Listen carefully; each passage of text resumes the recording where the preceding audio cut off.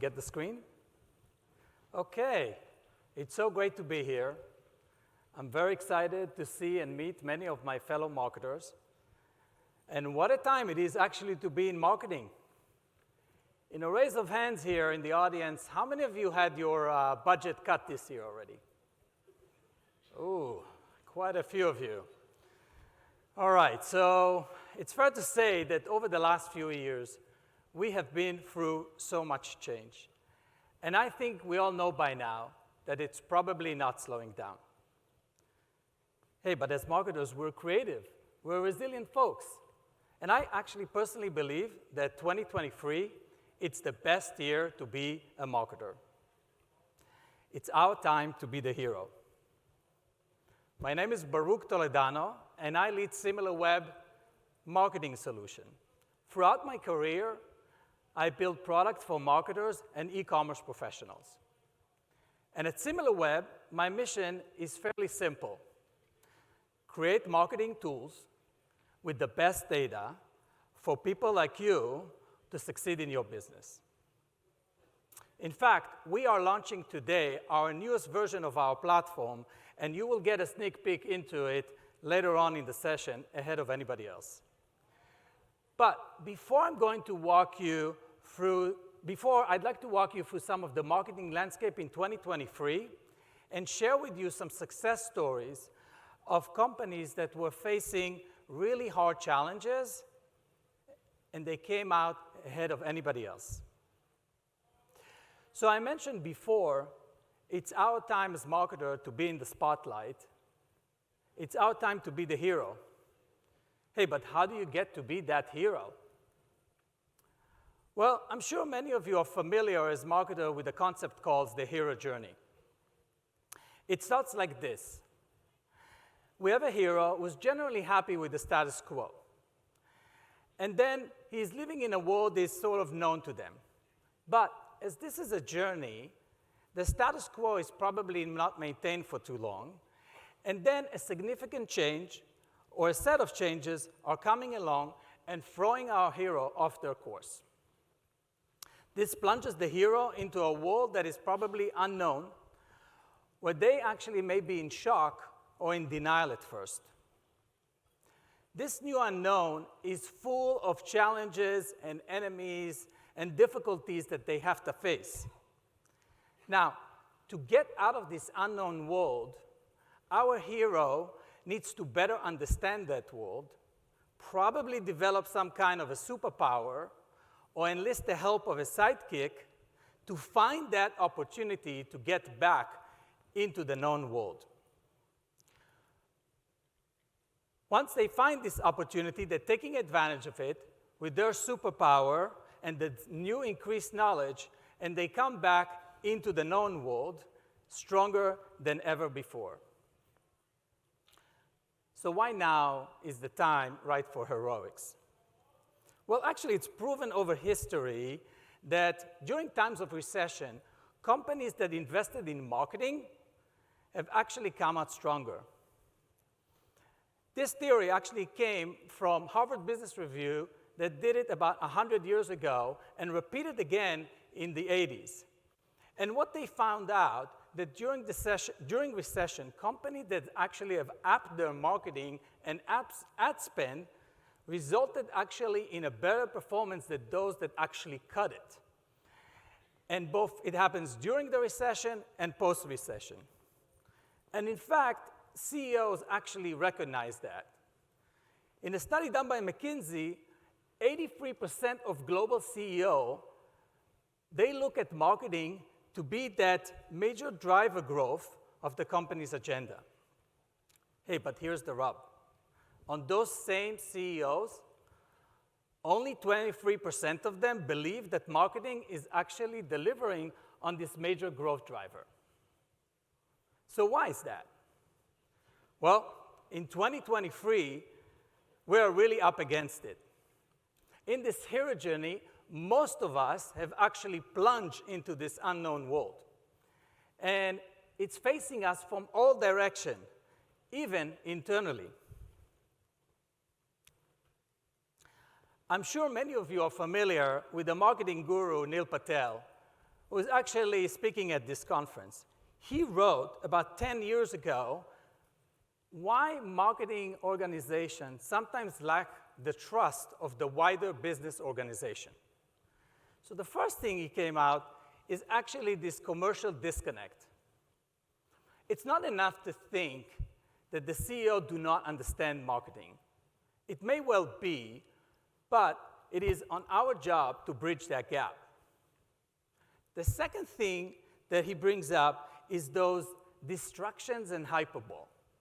Now guys, let's face it, this ever-evolving world of marketing is basically driven by large new technology and this connected consumer. It's showing us an opportunities on a regular basis.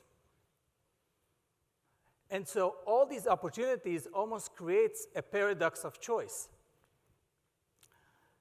And lastly, it's this sort of like lack of imagination and innovation. Marketing is all about creating those new ways to deliver value to the customer. But to earn this disproportionate attention, it given the rise to what I would refer to as like the short-termism, that sort of promotionally led thinking. I think we have such a creative professional that sometimes we forget we have it. Okay, so we have all these sort of known challenges that we're facing, right? Our recession, the AI, and all of these different internal challenges that we are. But what else are we facing as a marketer? So I mentioned earlier about upping the spend during the recession. Yet, when we're looking into investment, Statista found that year over year, revenue that is actually allocated for marketing has gone down from 9.5 to 9.1. And the competitive landscape, it's fiercer than ever before. Why? Very basic. Digitization meant that the lower barrier to entry has just got lower. In fact, I don't know how many of you know, there's 250,000 websites coming live every single day. And not to mention that there are some websites, some companies that don't even have a website, they're only present on social media. And the other piece is that the audience actually got much more savvier, and they changed quickly their preferences, especially around their search habit. Now, can I ask the audience, and you can just raise your hand, how many of you a few years ago told your team to prepare for the voice search? Only few folks here. Well, I can tell you that as one who designed product, I actually told my team, we got to prepare for it. But guess what I'm telling them today? Just go where the customers are. So, and then when you think about it, who actually foresaw this Chinese social media platform becoming the next search engine? Did you guys know that 40% of young people, when they're actually looking for a place for lunch, they don't go to Google or to Google Maps. They're going to TikTok and to Instagram. So these challenges are just keep mounting as us as marketer. And probably the more marketing channels that we have, it's gotten more difficult. In fact, the channels themselves, Google, is not making our life easier. Just over the past 2 years, they've confirmed that they rolled out 20 major algorithmic changes, and we at Similarweb detected another 22 of them. So just navigating through all these changes and adapting, it becomes difficult. And so when I consider those internal and external issues that you as marketers face in the backdrop of this recession, I know it's a rough time. Now, I get it. We all sort of like walked into this unknown world. And we all need to get out. And as you can imagine, the best marketing hero sidekick, it's data. Well, good data at least. Now, I'm not here to brag about Similarweb data. Well, I'm kind of am. But the thing is that I want marketers to know that good data is like your North Star. and especially during turbulent times. At Similarweb, we actually measure the digital world. This is what we're known for. But what many people don't know is how we're doing. We harness data from multiple sources throughout the web, and then that includes also real user behavior. And we can see changes in search terms, in traffic, in engagement, in audience behavior. As it happens, we capture it, and we can also calculate it historically. So today, I actually want you to become that hero. And I actually want you to help you win. And I brought with me 3 stories of companies that actually use that change as an opportunity for growth, all backed by data. So let's dive into this organization and take a look at how this marketing team became the hero of their organization.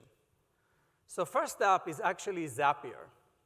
For those of you that are not familiar with Zapier, they are a web-based automation tool that basically connecting various applications to automate the workflow between them.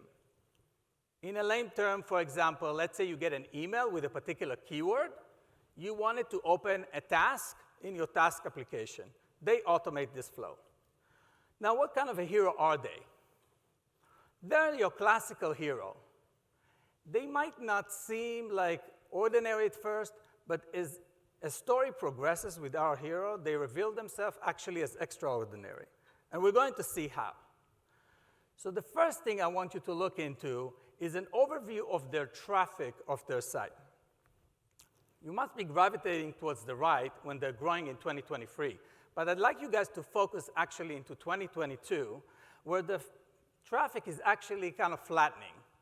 Much like what we would say about the classical hero performance could be described as ordinary.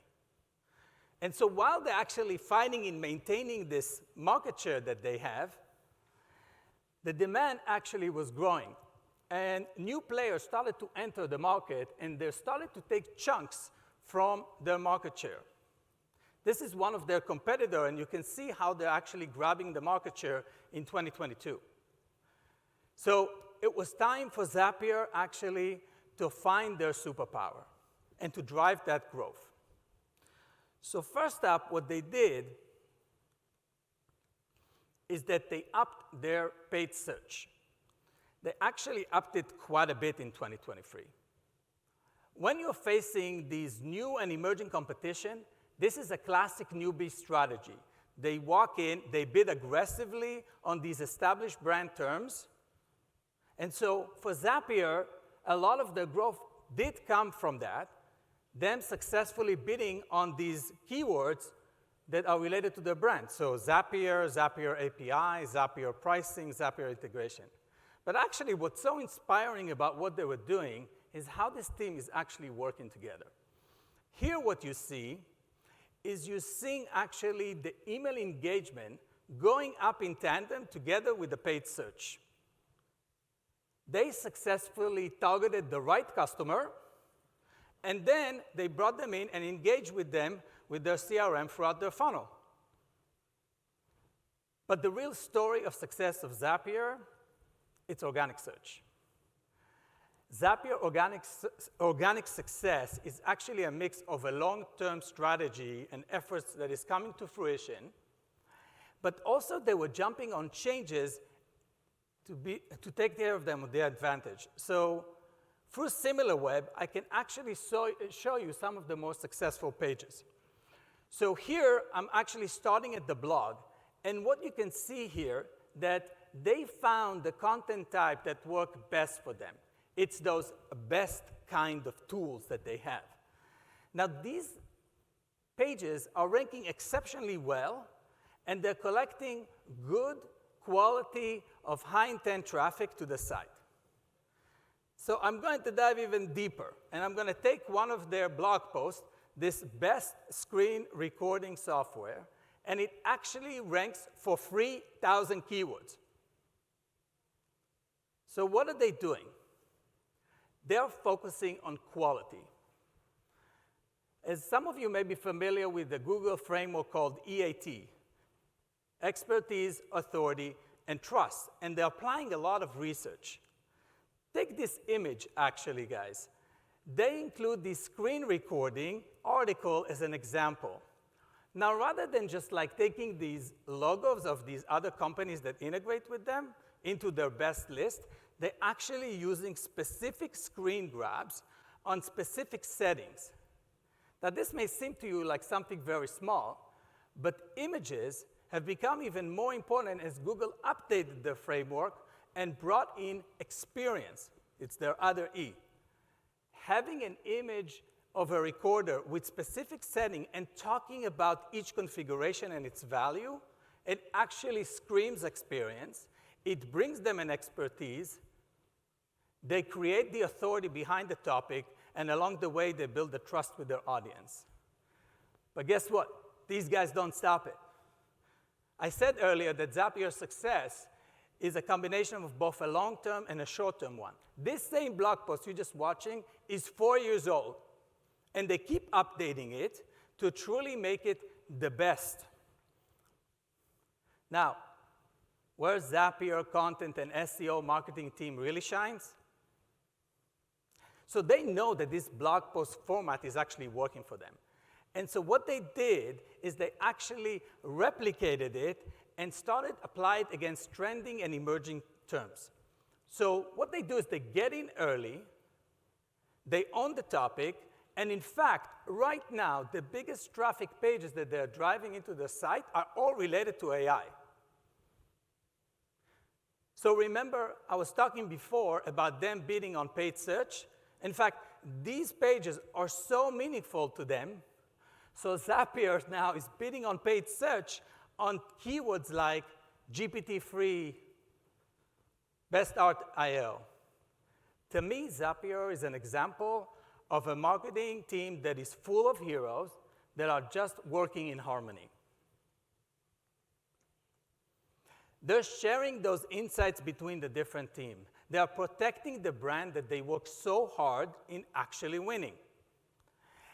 And they're bringing this new traffic growth together with their CRM effort.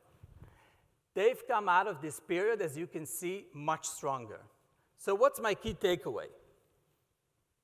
So this classical hero was on the look always for their competitor. They're out there and they watch them. They invested in paid search to protect what they own. The second thing they did is that they find the content format that actually works for them, and then they scaled it. Next, they were the first to find those trends so that they have better chance to actually ranking and owning these terms. But perhaps the one big thing is that even as they grew as a marketing team, they kept that collaboration. And that is key to their success because marketing cannot operate in some form of isolation.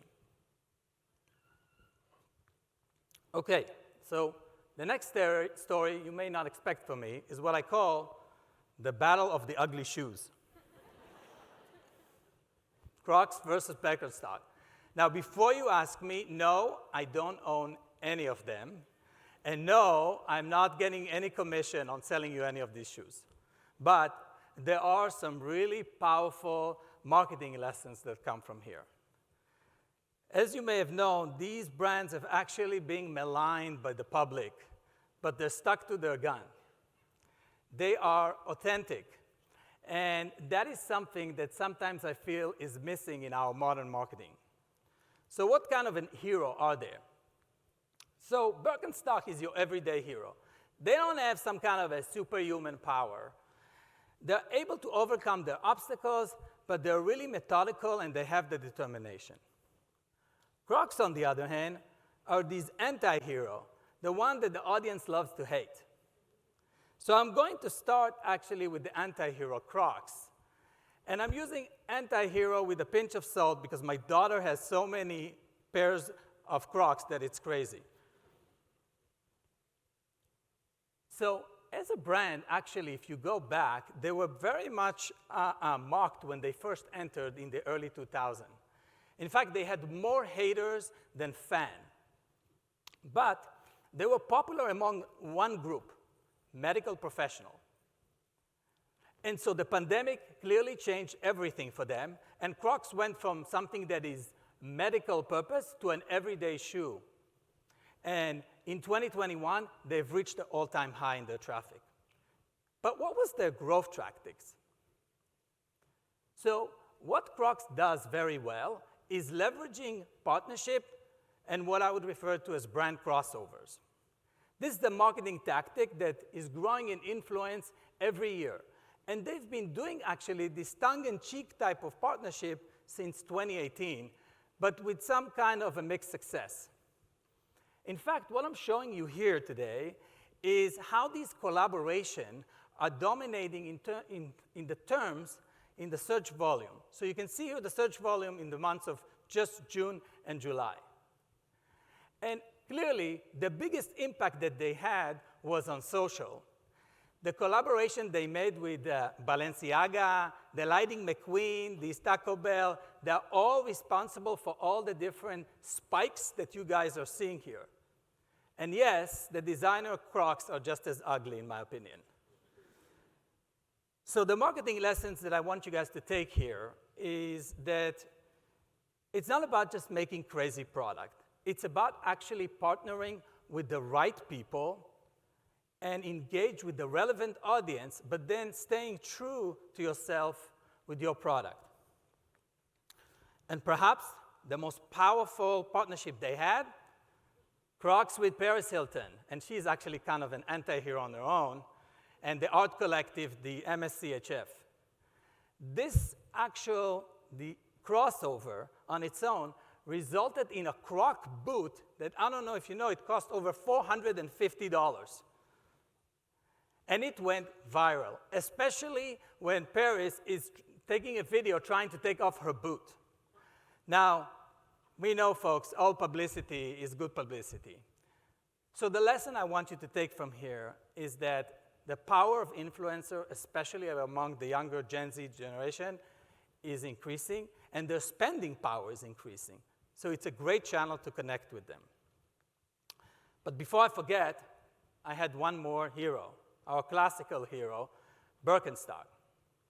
Now, Crocs, our anti-hero, are using all these external sidekicks to actually bring all their traffic, as we saw. Birkenstock, on the other hand, they're a little bit different. So actually, almost up to a year ago, they were sort of considered as ugly. But it just so happened that Birkenstock original cult was not so original anymore and not so much cultish, but they became actually a staple. In fact, they became sort of like this sensible footwear choice for summer. But how are they actually winning when it comes to marketing? So much like Crocs, actually, they're leaning slightly into their negative reputation, to their advantage.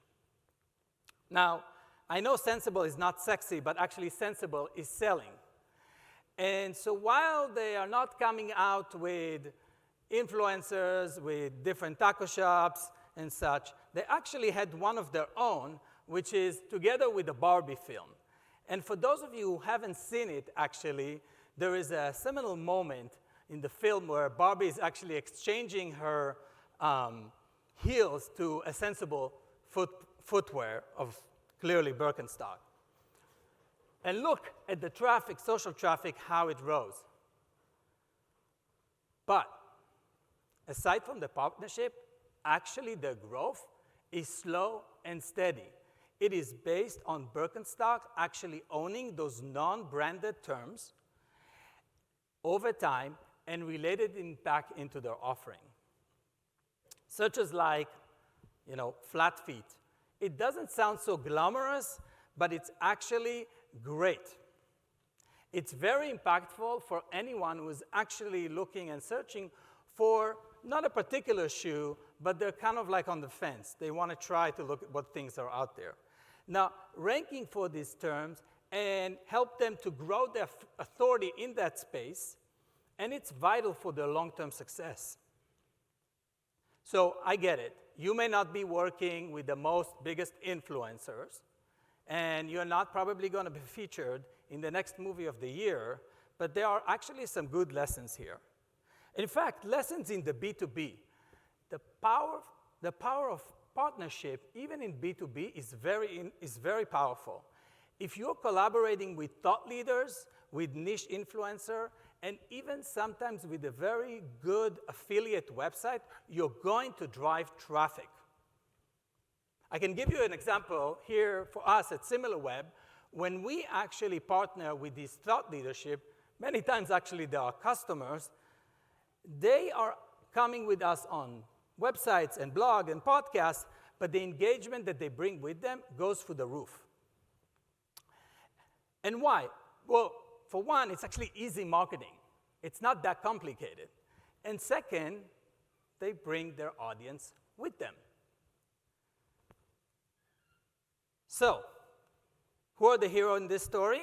Well, you can pick your own path, but I can tell you that my awards goes to Crocs for the partnership and the social team, but also for Birkenstock for the commitment to this evergreen terms and evergreen growth, and probably for both, because they were both true to their product authentically, and you as an audience either hate them or most likely now like them.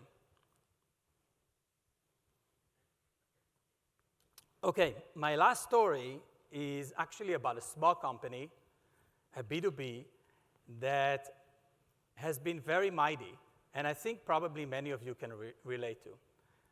So Turner.com is basically a SaaS platform that catered to homeowners or hosts of vacation rentals to everything related to their cleaning. In addition, they have this marketplace where these cleaners actually can put their own profile there. And then that platform connects between them. So what kind of a hero is Turner? So they're actually your reluctant hero. And what was actually their challenge? So previously, as you may have noticed, they were called Turnover B&B.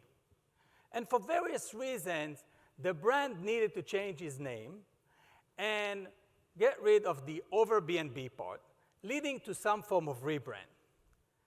And as many of you know, rebrand and a website migration is never a fun activity. You have to change your content and your voice and your URLs and your social profile and redirect the various pages that you have so you don't lose authority. And I'm not even talking about connecting all the application in the backend.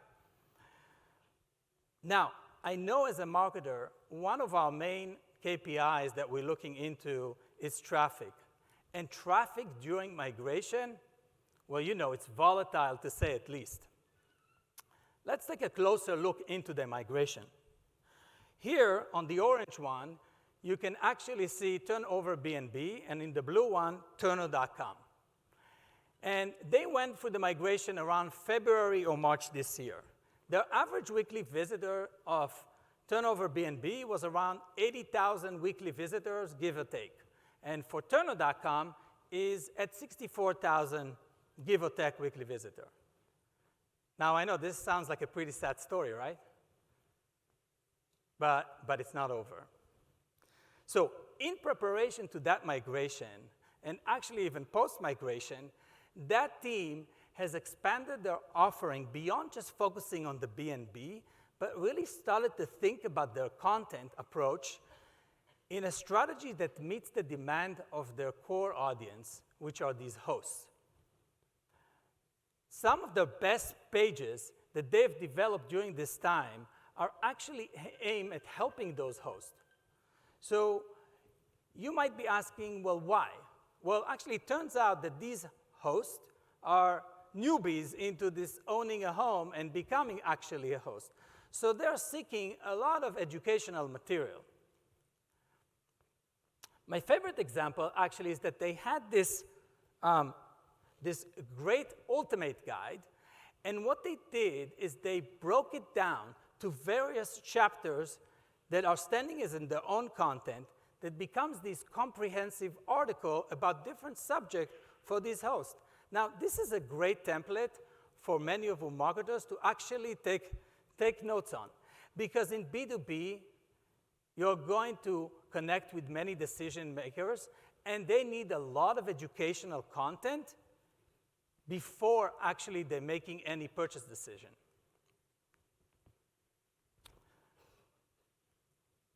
They also created what I would refer to these like local and niche content. They always had some local content, but they really revamped these guides specifically for their client. So they brought specific reviews that are local in that location. They put stats that are relevant there. They put case studies for hosts from those places, from these cities. And they actually created even new pages that are coming to tell you what are the activities that are out there so you can prepare your own planning into who's going to show up. So what's the learning from this? If you have a local angle actually to your business, consider actually taking it. It actually presents a better ranking opportunity for you when you're going in this way locally and you're actually meeting your audience intent. Now here's the result. I showed you earlier actually that the traffic didn't quite bounce.